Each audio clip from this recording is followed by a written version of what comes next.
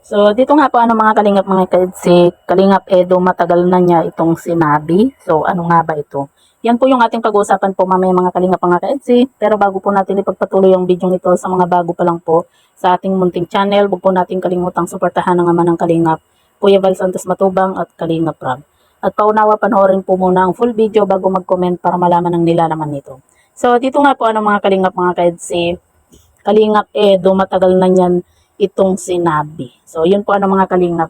Alam naman po natin na itong si Kalingap Edo at sa mga K-boys nga po na talagang lagi pong nakatutok po sa kanya yung camera.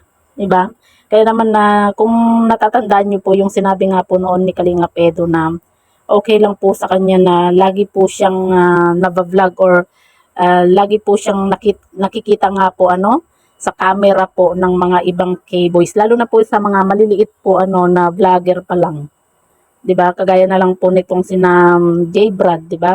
Sabi po ni Kalinga Pedro na kahit lagi pong nakatutok yung video po sa kanya, at least doon daw po ay nakatulong po siya. O 'di ba? Napakabait po ni Kalinga Pedro mga kalingap.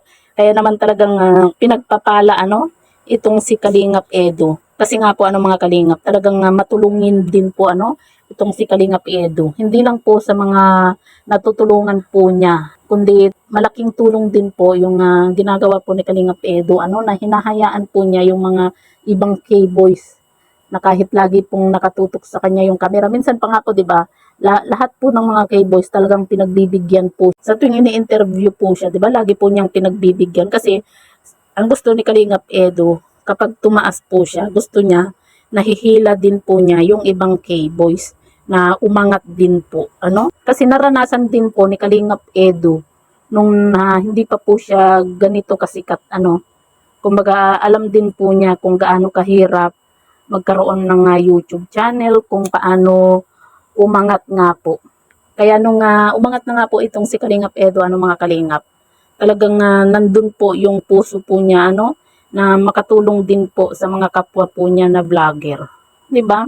Kaya kita niyo 'di ba, halos lagi nga ini-interview po itong si Kalingap Edo, pero kahit pagod po siya, talagang grabe pinagbibigyan po niya yung mga kasamahan po niya na mga K-boys. Ganoon po kabait itong si Kalingap Edo. Kaya talagang bagay na bagay itong si Kalingap Edo at Fiancé kasi pareho po silang mabait, parehong matulungin nga po, 'di ba? Kaya kita nyo naman po kung saan po ngayon itong si Kalingap Edo. Talagang habang tumatagal, mas lalo po siyang binebless nga po dahil sa ugali po niyang yun. Kumbaga hindi po siya madamot nga po mga kalingap. Kasi gusto po niya, kapag umangat siya, maging yung mga kapwa po niyang vlogger, umangat din po. Ganun po si Kalingap Edo mga kalingap.